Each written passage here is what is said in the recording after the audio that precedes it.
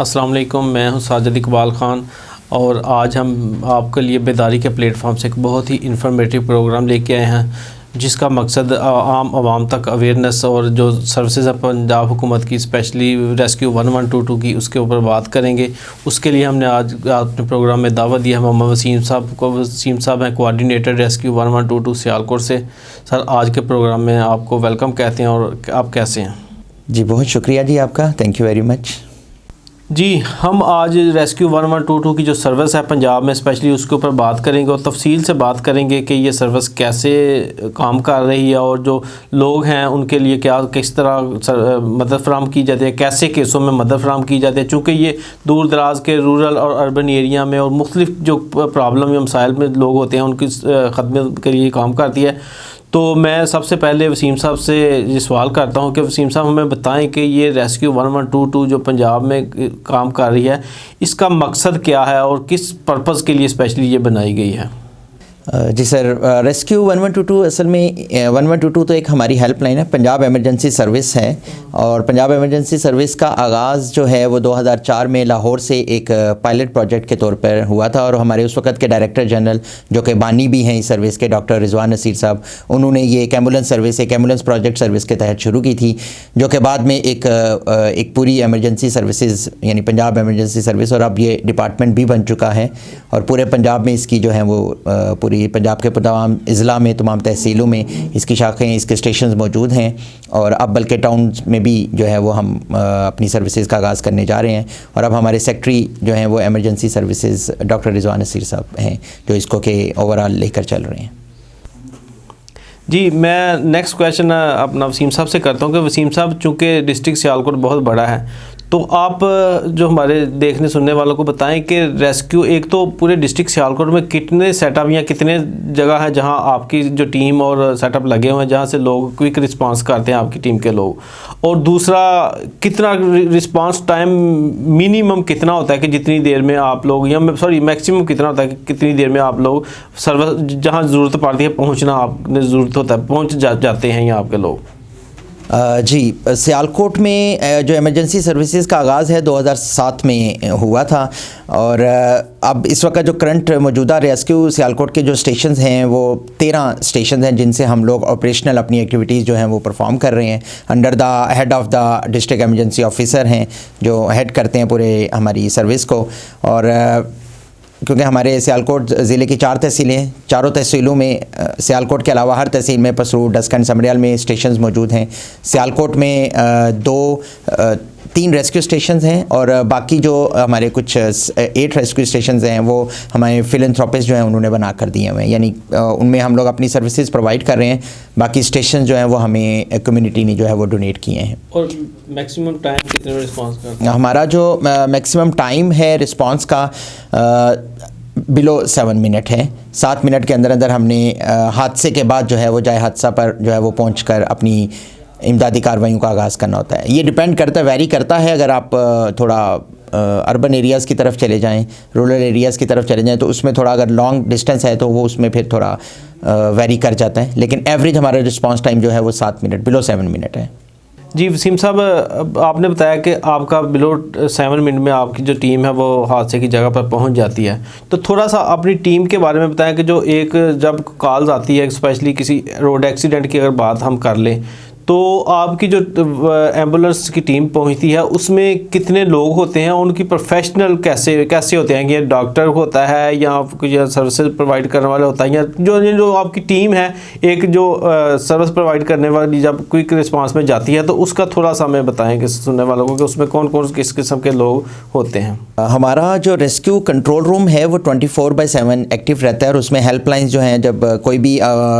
लोग मुश्किल में हैं और वो 1122 डायल करते हैं तो हमारा ऑपरेटर नियर अबाउट स्टेशन से जो है जिस इलाके की इमरजेंसी उसके नियर अबाउट जो भी स्टेशन में एम्बुलेंस या जो भी नेचर ऑफ एमरजेंसी है उसके मुताबिक उस एमरजेंसी व्हीकल को मूव करवाता है। और मूव करवाने के बाद जब ऑन द सीन, जैसे आपने अभी रोड ट्रैफिक एक्सीडेंट की बात की है, तो अगर रोड ट्रैफिक एक्सीडेंट्स पे ऑन द सीन वहाँ पर पहुँचते हैं तो वहाँ पर पहुँचकर उनका सबसे पहला काम ये होता है कि वो जाए हादसा को महफूज बनाकर मज़ीद किसी नुकसान से बचाते हैं और फिर उसकी जो ज़ख्मी शख्स है उसकी तिब्बी इमदाद की जाती है और फिर उसको हस्पताल जो है वो मुंतकिल किया जाता है। जी, अगर हम इस रेस्क्यू 1122 जो सर्विसेज है इसकी तारीफ़ करें तो ये अल्हम्दुलिल्लाह पंजाब में बहुत अच्छी सर्विसेज चल रही है और इसका जितनी भी लोग हैं इस फ़ायदा उठा रहे हैं। तो मैं वसीम साहब आपसे इसके बारे में मज़ीद ये पूछना चाहूँगा कि हमारे सुनने वालों को बताएं कि अगर रेस्क्यू 1122 तंग बाज़ार हैं या गलियाँ हैं जहाँ गाड़ी नहीं पहुँच सकती, तो अगर किसी फैमिली में किसी को हार्ट अटैक या इस किस्म की जो अगर प्रॉब्लम हो जाती है, तो अगर वो 1122 में कॉल करता है तो वो आप उसको कैसे सर्विस प्रोवाइड करते हैं? और ऐसी तंग गलियों में जहाँ गाड़ी नहीं पहुँच सकती, तो वहाँ आपके जो नुमाइंदे हैं या आपके जो सर्विस प्रोवाइड करने वाले हैं वो किस तरह जाके सर्विस प्रोवाइड करते हैं, इसके थोड़े से बताएँ। यकीनी तौर पर सर जो बाज़ार या ऐसे इलाके जो तंग हैं जहाँ पर एम्बुलेंस तक की रसाई जो है वो मुमकिन नहीं होती, तो हमारे सेक्रेटरी एमरजेंसी सर्विसेज जो हैं डॉक्टर रिजवान नसीर, ये उन्हीं का विज़न था कि तंग गलियों के अंदर जो वहाँ तक रसाई कैसे की जा सके। तो उन्होंने एक मोटरसाइकिल एम्बुलेंस सर्विस जो है वो लॉन्च की है। इस मोटरसाइकिल एम्बुलेंस सर्विस का फ़ायदा ये होता है कि जहाँ पर एम्बुलेंस की रसाई नहीं है, ये वहाँ तक भी जो है वो हमारा जो वो मोटर बाइक रेस्क्यूअर है वो वहाँ पे पहुँचता है। वहाँ पे जाकर उस बंदे को जो भी मुतासरा है उसको इब्तदाई तिब्बी इमदाद देता है और उसको बाहर जहाँ तक एम्बुलेंस की रसाई है वहाँ तक शिफ्ट करने का जो है वो बंदोबस्त करता है। तो इससे ये होता है कि हमारा जो रिस्पॉन्स टाइम है वो मज़ीद जो है वो रिड्यूस हो गया है और लोगों तक हम जल्द अज़ जल्द जो है वो अपनी तमाम सहूलियात जो हैं वो पहुँचा रहे हैं। जी वसीम साहब, मैं इसी सवाल को थोड़ा सा मज़ीद आगे लेके जाते हुए आपसे बात करूँगा, क्योंकि जो पिछले दिनों गुल प्लाजा कराची में एक आग लगी थी तो उसमें बहुत ज़्यादा कीमती जानों का नुकसान हो गया था। तो चूँकि पंजाब और इसमें जो सर्विस तो काम कर रही है, लेकिन ऐसे जो हादसात हैं उनके बचाव के लिए या ऐसे हादसा जब हो जाता है तो जब 1122 पे कॉल की जाती है तो इनका क्विक रिस्पांस और ऐसी जो बुलंद वाला मारते हैं वहाँ तक पहुँचने में, लोगों को सर्वाइव बचाने में, जानने खासकर कीमती जाने बचाने के लिए, तो आप क्या सर्विस आपके पास फैसिलिटी है, कैसे लोग आपके रिस्पांस करते हैं?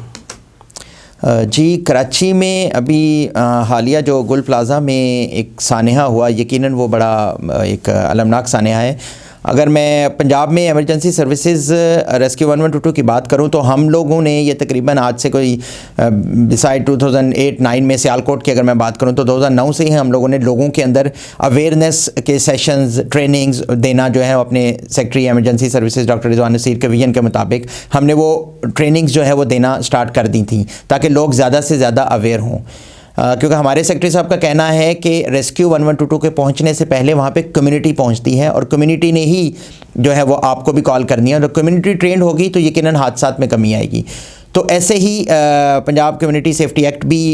2022 में जो है वो जारी हो चुका था, जिसमें हम लोगों ने बुलंदोबाला इमारतें जो अभी पहले फ़ेज़ में हम लोग 50 फीट से ज़्यादा जो इमारतें उनकी इंस्पेक्शंस कर रहे थे, उनके अंदर फायर सेफ्टी स्टैंडर्ड्स को इंश्योर करवा रहे थे। और अब करंटली गुल प्लाजा के हादसा के बाद वज़ीर आला पंजाब मरियम नवाज़ साहिबा की भी खुसूसी हदायत हैं, उनके मुताबिक हमारे secretary emergency services doctor Rizwan Naseer ने पूरे पंजाब में ये अहकामात जारी किए हैं कि तमाम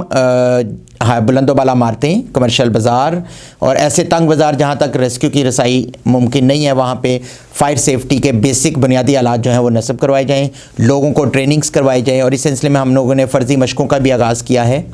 मुख्तलिफ़ प्लाज़ों में, कमर्शियल इदारों में हम लोग जो है वो फ़र्ज़ी मशक़ें कर रहे हैं ताकि लोग अवेयर हों और हादसे की सूरत में हम लोगों के जानों को जो है वो बचा सकें। और इस सिलसिले में हाइडेंट सिस्टम्स बाज़ारों के अंदर इंस्टॉल किए जाएंगे ताकि ऐसी तंग जगह जहाँ पर फायर व्हीकल्स नहीं जा सकती तो आग लगने की सूरत में वहाँ पर जो है वो पानी का वाफर निज़ाम जो है वो मौजूद हो। तो ये इंशाल्लाह हम लोग कोशिश कर रहे हैं। तो ये लेकिन ये कोशिश जो है वो तब तक कामयाब नहीं होगी जब तक कि आवाम हमारे साथ जो है वो मिलकर अपनी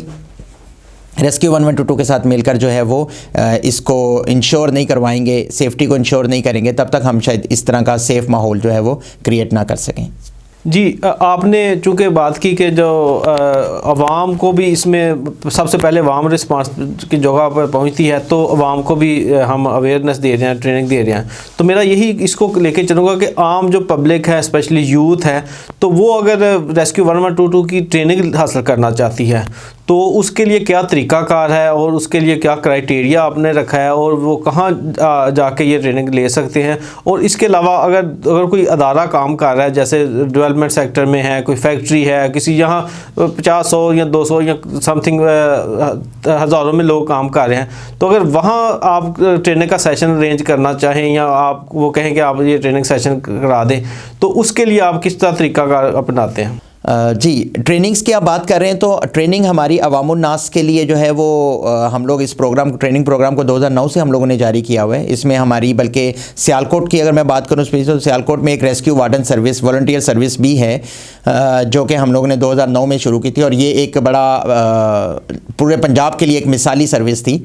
जिसको बाद में पंजाब पूरे ने भी इस जो है ना इसको फॉलो किया। इसके तहत हम लोगों ने तकरीबन अब तक तकरीबन 8000 से ज़्यादा लोगों को ट्रेन किया है, रजिस्टर किया है, जो किसी भी हादसे, सानहे या डिज़ास्टर की सूरत में हमारे साथ मिलकर जो है वो हमारे शाना बशाना वो काम करते हैं। बल्कि कहीं भी इमरजेंसी हो जाए तो ये वार्डन, ये वॉलंटियर्स, ये ट्रेन बंदे हमारे से पहले वहाँ पे पहुँचे होते हैं।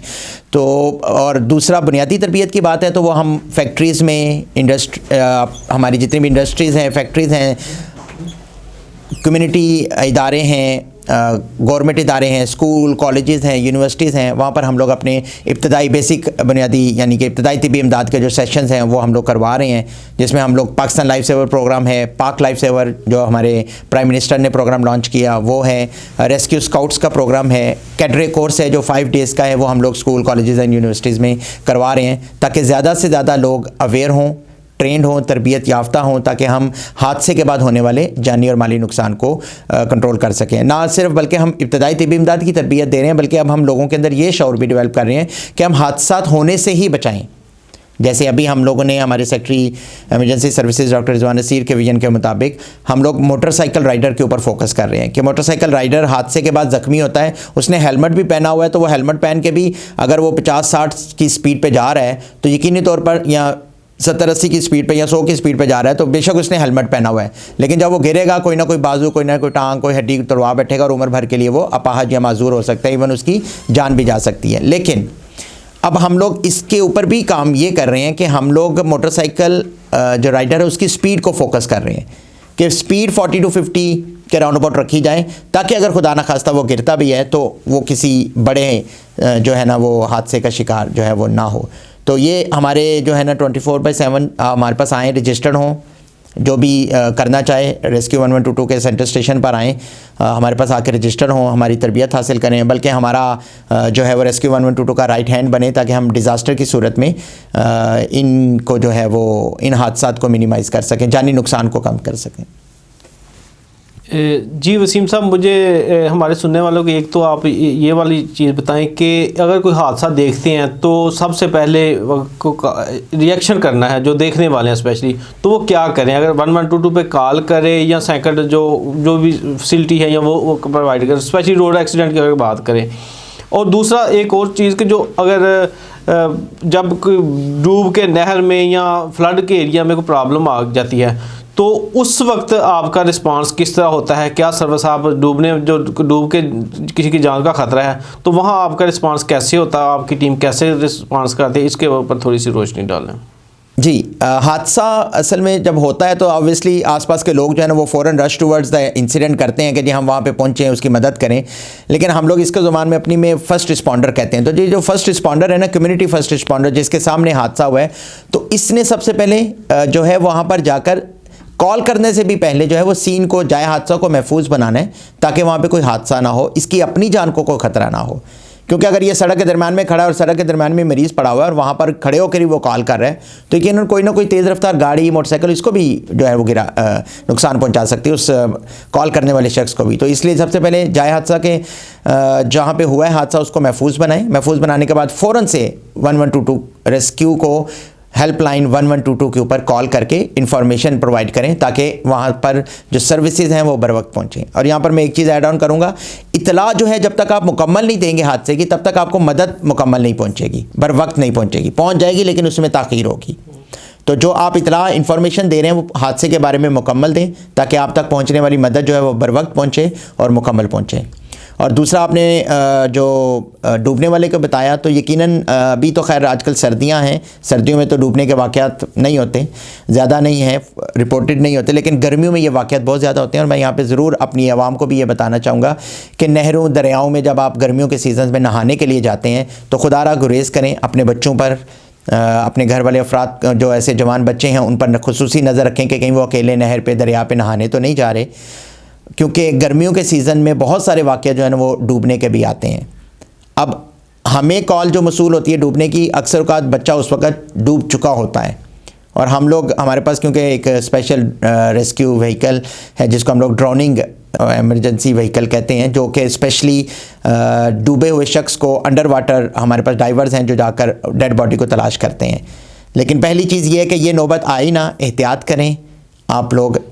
नहरों में, दरियाओं में, इस तरह नदी नालों में, बरसाती नदी नालों में नहाने से परहेज़ करें ताकि डूबने के वाक़यात से जो है वो बचा जा सके। अच्छा सर, वसीम साहब, हमारे सुनने वालों को नंबर एक तो ये आप बताएं कि डिस्ट्रिक्ट सियालकोट में ओवरऑल अगर एवरेज हम कॉल्स की बात करें तो कितनी कॉल्स आपको, फेक कॉल्स कितनी आती हैं और जो रियल में होती हैं वो कितनी कॉल्स आ जाती हैं जिसके ऊपर आपको रिस्पांस करना पड़ता है, आपकी टीम ने काम करना होता है? और सेकेंडली हमारे जो स्पेशली ख़वातीन से रिलेटेड के अगर कोई किसी जाए हादसा पे ख़वातीन अफेक्टेड हैं, जैसे रोड एक्सीडेंट की अगर बात करें बड़े पैमाने पर अगर हो जाता है, अल्लाह ना करे, लेकिन वहाँ ख़वातीन स्टाफ भी आपकी ऐसे शामिल होती हैं जो ख़वातीन को स्पेशली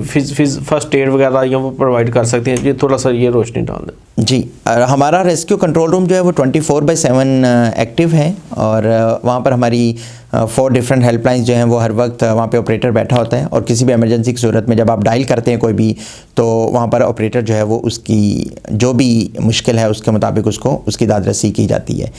कॉल्स की जहाँ तक बात है तो अभी इस वक्त हमारे पास तकरीबन 120 प्लस जो है वो डेली बेसिस पे कॉल तकरीबन हमारे पास आ रही हैं। ये 150 तक भी फिगर चला जाता है, जिसमें मेडिकल एमरजेंसीज़ हैं, रोड ट्रैफिक एक्सीडेंट्स हैं, फॉल फ्रॉम हाइट है, फायर केसेस हैं, ड्रोनिंग केसेस हैं और बिल्डिंग कोलैप्स वगैरह कोई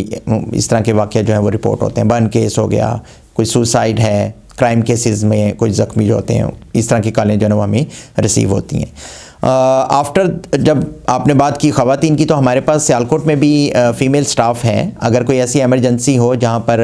ख़ुसूसन फ़ीमेल हैं, फ़ीमेल इंजर्ड है पर्सन, तो हमारा एम्बुलेंस स्टाफ तो वैसे ट्रेंड होता है, लेकिन कुछ हमारी एम्बुलेंसेज में ड्यूटी जो है वो फ़ीमेल स्टाफ भी कर रहा होता है, तो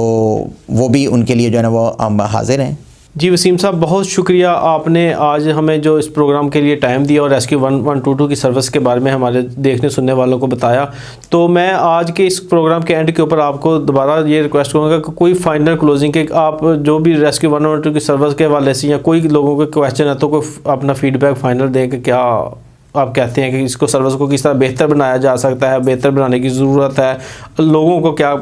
तामन करने की ज़रूरत है, थोड़ा सा इसके बारे में। जी, बहुत शुक्रिया आपका कि आपने हमें यहाँ पर आकर जो है वो इस तरह से अपनी सर्विसेज को लोगों को अवेयर करने के हवाले से दावत दी। आखिर में मैं सिर्फ अवाम-उन-नास को ये पैगाम देना चाहूँगा, रेस्क्यू 112 की सर्विसेज आपके पास 24/7 हैं, आपकी एक कॉल की दूरी पर हैं। बर वक्त कॉल करें ताकि आप तक बर वक्त जो है वो मदद पहुँच सके किसी भी एमरजेंसी की सूरत में। लेकिन इस माशरे को अगर हमने महफूज बनाना है, अपने सियालकोट को, अपने शहर को, अपनी आबादी को, अपने इलाकों को महफूज बनाना है, तो जब तक आप लोग हमारे साथ शामिल नहीं होंगे हम शायद इसको महफूज बनाने में नाकाम रहें।